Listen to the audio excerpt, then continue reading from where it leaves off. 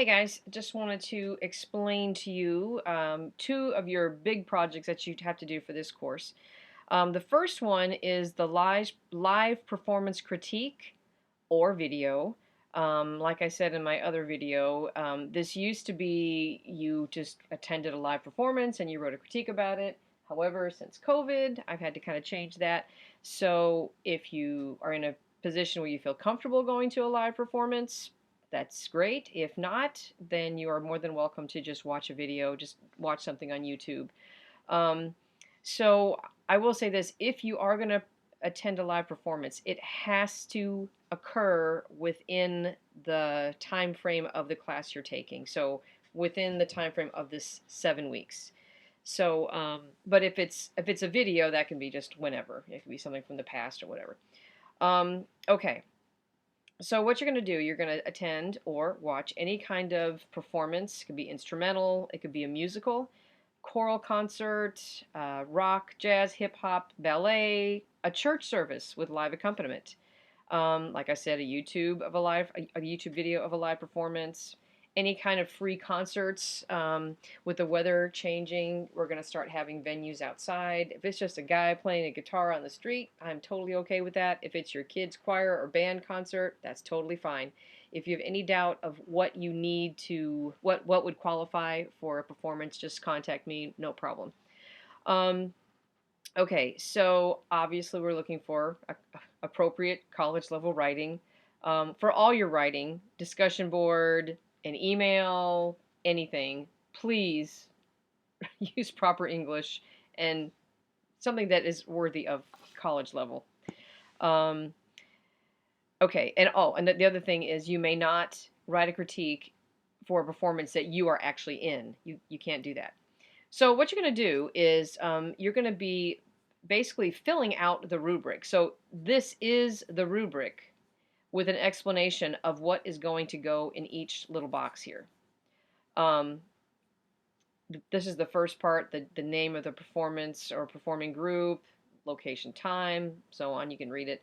And then this part two, you're going to choose one song or one piece from your performance, the performance of the that you attend or watch, and you're going to fill in all this information.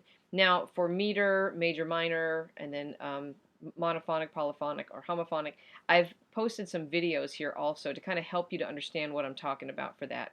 And hopefully those will help you. And then the last part is just kind of your overall impression. Now, what you'll do is what I've done is I have got a blank table document right here. So just download that, and then you can just fill it in, and then you're gonna turn it in. Just turn that table filled in. Basically, it's the same exact thing that's here, except I've taken out the videos. So you just basically just type it in the boxes.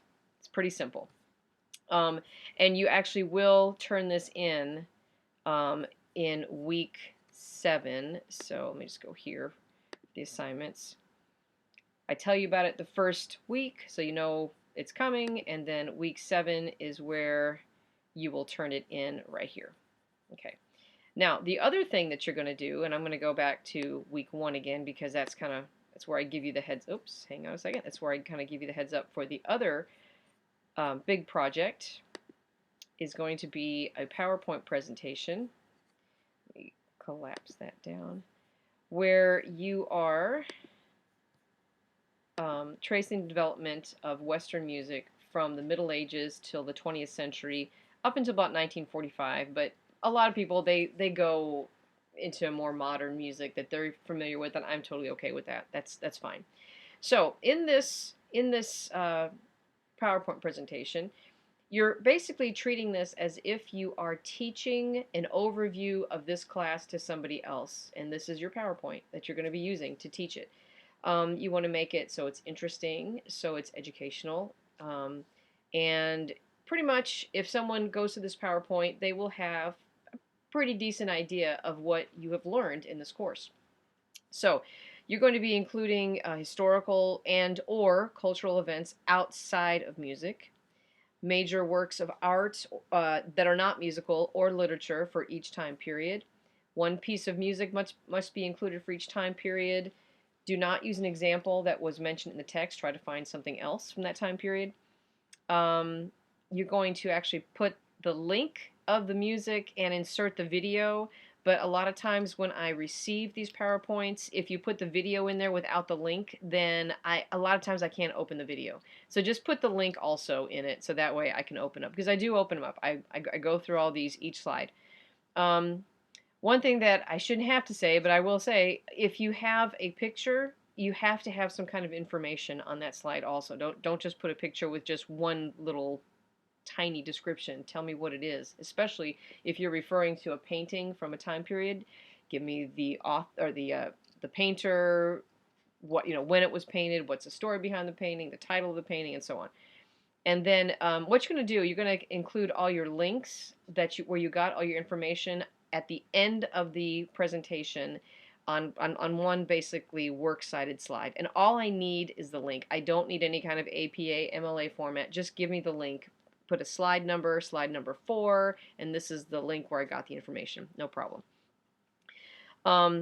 And so this is your rubric. So you're going to be you have to have the appropriate number of slides between 20 and 30. If you go a little over, that's okay, but you have to have at least 20.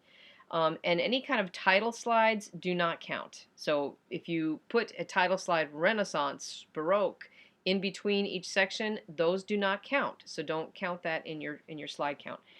And just is it organized in a way that makes sense? Is it creative, appropriately engaging, instructive, grammatically correct? The citations at the end.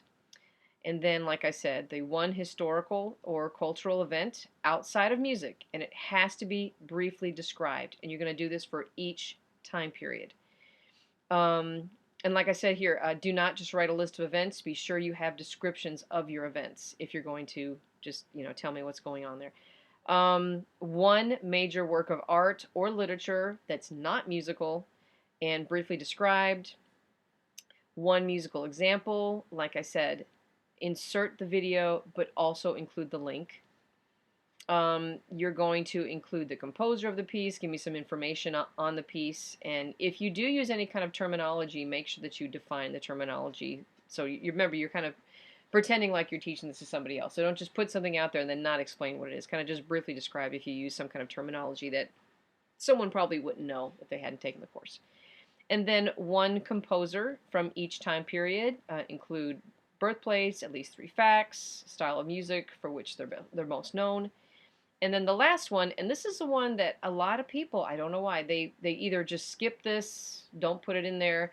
Tell me at least one type of music, one style feature from each time period, and just briefly describe it. Like if you were talking about the Baroque period, you might talk briefly about opera. Renaissance, talk about madrigals, classical, sonata form, just whatever. So just some kind of style feature. Now let me show you what I'm kind of looking for here. This is just kind of an example of one that I've gotten in the past that I feel is kind of what I'm looking for here. So they do have title slides, but it's not counted in the count there. So what this person did is they were pretty clear on their historical cultural events with a brief description, their some kind of artwork from that time period. And then what they did is they have the composer, and they gave facts about the composer. And then what they did, which I think this just makes sense, what they did is they chose a piece of music by that composer. So they have the video in here, and they have the link, and then they have the song described. And then they also have the style feature, at least one style feature from the Middle Ages. And then it just keeps on going as it progresses. It kind of just did the same format for the entire project. I don't know what I'm trying to say here. And then at the end, these are the references. So you notice they have slide number 3, Magna Carta, and then they told me where they got the information, and so on. And that's just what I'm looking for. That's kind of an example of your project that I'm looking for. So that'll be your final project. And this will be turned in week 7, just like the live performance critique. And like I said, there is no, so you're going to turn it in right here. There is no final project, or no final exam. This is your final exam. So hopefully that's clear. If you have any questions, let me know, and hope you enjoy the course.